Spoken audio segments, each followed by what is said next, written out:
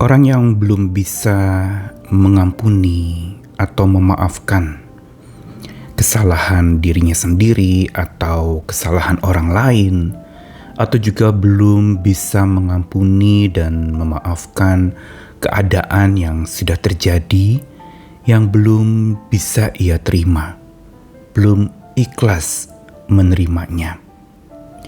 Itu sama dengan orang yang sedang terbelenggu. Dia sedang terjerat oleh segala macam perasaan yang berkecamuk. Ada keinginan balas dendam, ada kesulitan untuk menerima yang menyebabkan kepahitan, dan masih ada lagi belenggu-belenggu lain yang menyebabkan dia tidak bisa bebas lagi untuk mengasihi. Tidak bisa bebas lagi untuk menjalani kehidupan dengan damai dan tenang. Dihantui oleh kesalahan orang lain atau dihantui oleh rasa bersalah dirinya sendiri. Atau juga dihantui oleh kesalahan-kesalahan yang pernah terjadi di dalam kehidupannya. Entah yang dia lakukan atau yang orang lain lakukan kepadanya. Atau kesulitan-kesulitan yang terjadi melanda hidupnya yang masih belum dia ampuni atau dia maafkan. Itu bagaikan belenggu yang menjerat begitu rupa. Karena itu betapa pentingnya hidup yang penuh dengan pengampunan. Karena hidup itu akan terbebaskan. Terbebas dari rasa dendam, terbebas dari keinginan balas dendam, dan terbebas juga dari segala macam kepahitan-kepahitan serta rasa bersalah atau dihantui kesalahan orang lain yang melukai itu. Karena itu perlu ada pembebasan bagi orang yang ingin mengampuni. Pertama-tama tentu saja harus dibebaskan pikirannya. Pikiran yang tadinya disempitkan atau dihimpit oleh berbagai macam kebencian, amarah, kekecewaan, atau keinginan balas dendam, itu perlu dibersihkan.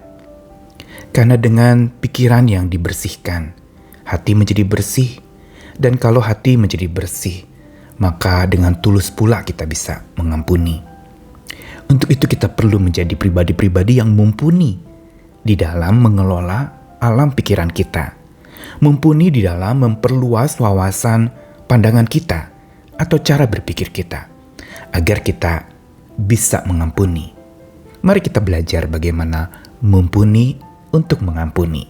Saya Nikolas Kurniawan kembali menemani di dalam Sabda Tuhan hari ini satu ayat saja dari kitab Amsal, pasal 19 ayat yang ke-11. Akal budi membuat seseorang panjang sabar, dan orang itu dipuji karena memaafkan pelanggaran. Satu ayat dari Amsal pasal 19 yang isinya petuah bijak untuk seseorang agar bisa tenang menjalani kehidupannya. Kuncinya ada di akal budi. Kata akal budi yang membuat seseorang menjadi panjang sabar digunakan kata sekal dalam bahasa Ibrani, artinya adalah prudence atau kebijaksanaan atau paham yang mendalam. Itu makna kata shekel itu. Satu pengertian yang mendalam, akal budi yang dewasa, yang berwawasan luas. Itu kira-kira arti shekel itu. Yang Amsal catatkan di sini justru inilah sebenarnya kuncinya. Untuk seseorang menjadi panjang sabar justru bermula dari akal budinya. Dia tidak mudah marah. Dan orang yang panjang sabar itu ditandai atau diawali dengan luasnya pikirannya.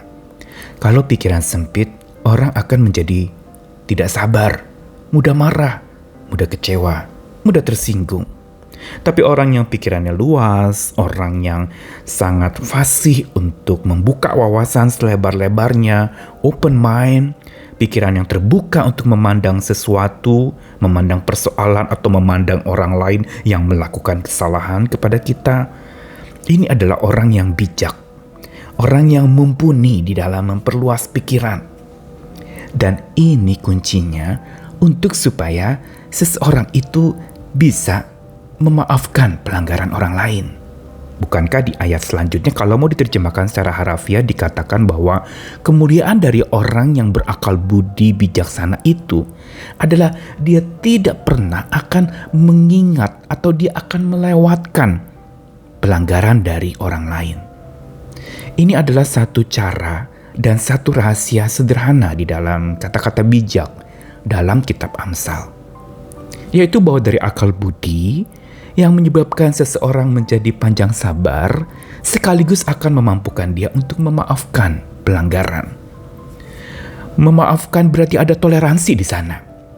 Memaafkan berarti walaupun dia terlukai atau dia sakit hati atau dia kecewa, dia berhasil untuk melewatinya. Overlook. Abor digunakan kata dalam bahasa Ibrani yang artinya pass over. Melintasi dan melewati itu.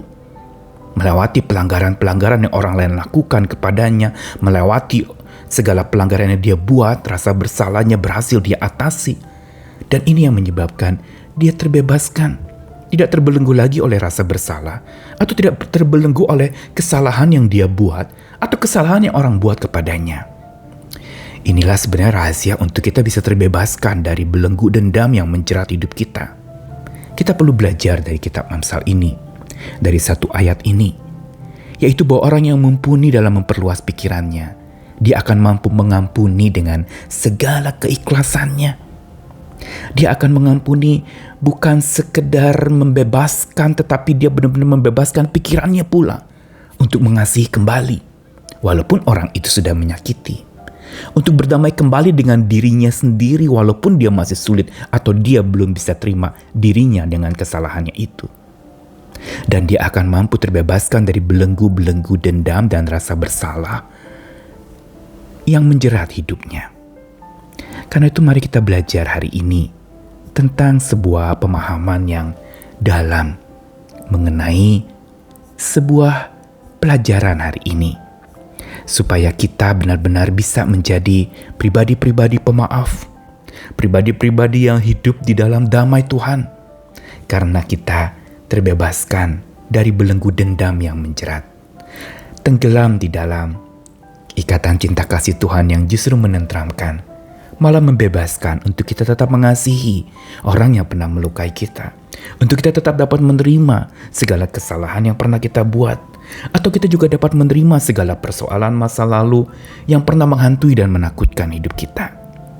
Mari kita belajar lagi menjadi pribadi yang terus berjuang hingga mumpuni di dalam memperluas pikiran kita, meluaskan akal budi kita, agar mengampuni akan menjadi satu tindakan yang kita akan lakukan sebagai sebuah kebiasaan.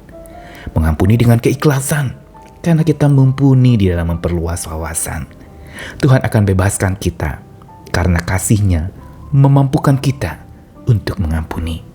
Minta pertolongannya, minta kasih-Nya, minta anugerah-Nya, menyebabkan kita bisa melepaskan pengampunan itu kepada orang-orang di sekitar kita, kepada diri kita sendiri, kepada persoalan yang berat, kepada sebuah keadaan yang kurang bersahabat dengan kita. Mari kita belajar menjadi pribadi yang mumpuni mengampuni. Amin.